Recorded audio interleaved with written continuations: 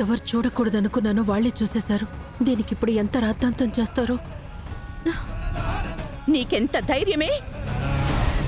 ఈ ఇంటి కోడలు చేయాల్సిన పూజను నువ్వు చేసేసావా?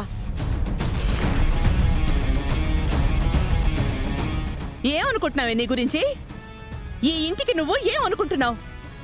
అమ్మగారు అది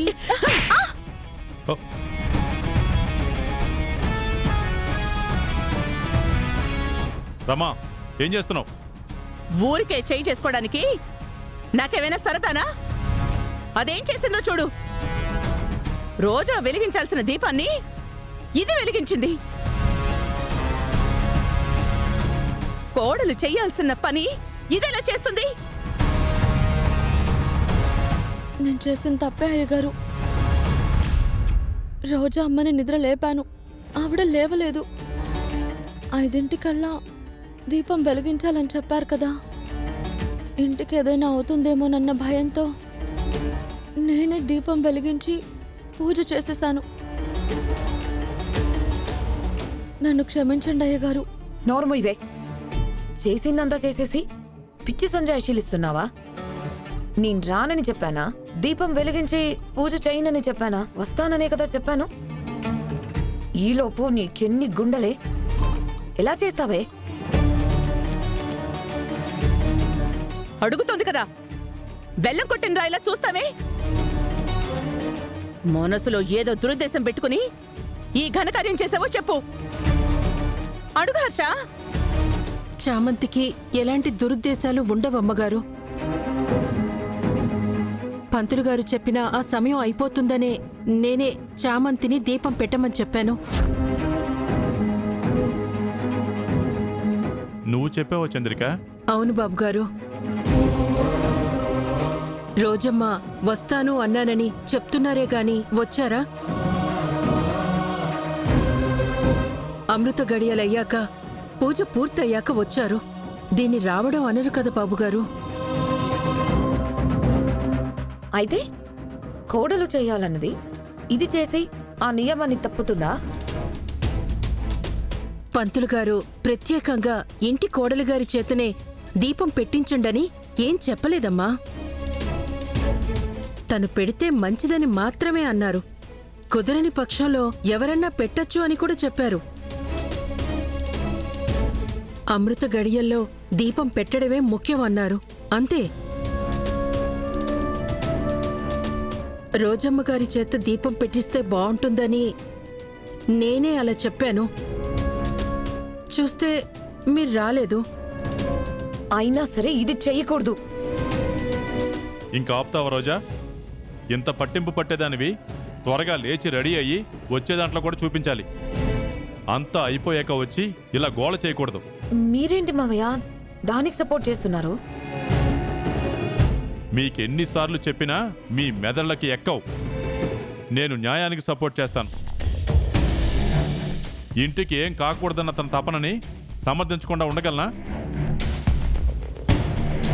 ఇది నీకు ఉండాలి కదా. లేనప్పుడు దండం పెట్టుకుని వెళ్ళాలి. కుదిరితే చామంతి భుజం తట్టిపోవాలి.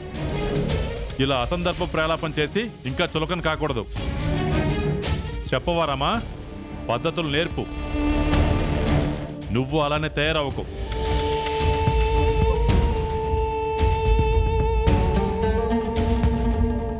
నిన్ను చూస్తుంటే నాకొస్తున్న కోపానికి. రమా, ఏంటి మళ్ళీ మొదలు పెట్టావా? లేదు హర్ష, నువ్వు అసలు ఇక్కడ ఉండకే. ఎందుకు? కూరగాయలు వెళ్ళి తెమ్మని చెప్తున్నాను. అలా అయినా కాసేపు ప్రశాంతంగా ఉంటాను. పోవే, పో.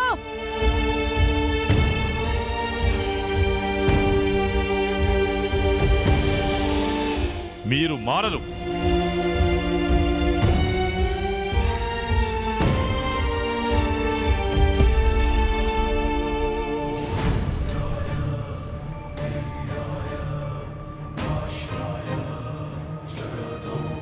అమ్మా, ఆ అమాయకురాల్ని ఏమన్నా చేస్తారన్న భయంతో అబద్ధం చెప్పాను. అసలు ఈ ఇంటికి కోడలు తననే కదా అనుకున్నాను. అలాగే నీకు దీపం పెట్టింది అనుకోమ్మా. ఆగ్రహించకు తల్లి. ఈ ఇంటి పట్ల దయ చూపించు.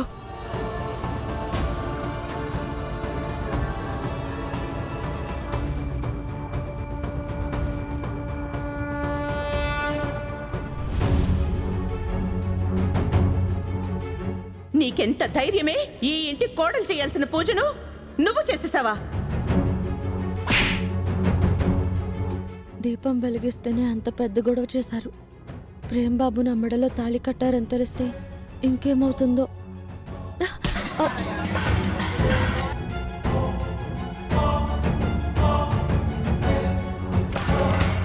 అయ్యా, దయచేసి మా పరువు బజారుకి ఎడ్చకండయ్యా. పిల్లల కాలేజీ ఫీజుల వల్ల మీకిస్తానన్న డబ్బు సమయానికి ఇవ్వలేకపోయాను. కొంచెం సమయం ఇవ్వండి అయ్యా. ఏదో విధంగా అప్పు చేసైనా మీరిచ్చే 4 లక్షలు ఇచ్చేస్తానయ్యా. ఎరా పంతులు,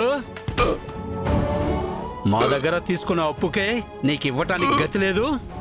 నువ్వు ఇంకొకరి దగ్గర అప్పు తీసుకొచ్చి ఇస్తానంటే నమ్మాలా? మాకిప్పుడే డబ్బులు కావాలి. ఎప్పటికిప్పుడు అంటే ఎలాగయ్యా? ఇస్తావా ఇవ్వవా?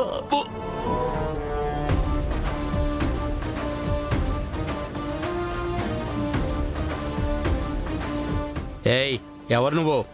చెయ్యదులో.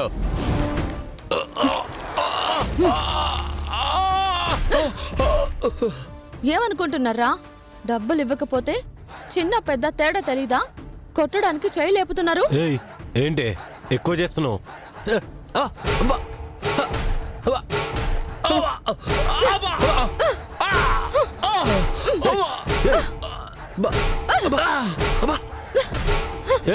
ఏంటి కొడుతున్నావు? ఈ పంతులకి మేము అప్పిచ్చాం. ఇస్తే ఇలా ప్రవర్తిస్తారా? ఆ పెద్దాయన మీద దౌర్జన్యం చేస్తున్నారు. అసలు బుద్ధుందా మీకు? మీరు ఆయన మీద చేయెత్తారు, నేను మీ మీద చేయి చేసుకున్నాను. చెల్లుకు చెల్లు సరిపోయింది. మా సంగతి నీకు తెలీదు. తెలుసుకోవాల్సిన అవసరం కూడా నాకు లేదు. ఆయన డబ్బులు ఇవ్వరు, ఏమీ ఇవ్వరు. ఏం చేసుకుంటారో చేసుకోండి. లేదమ్మా, అలా అనకూడదు.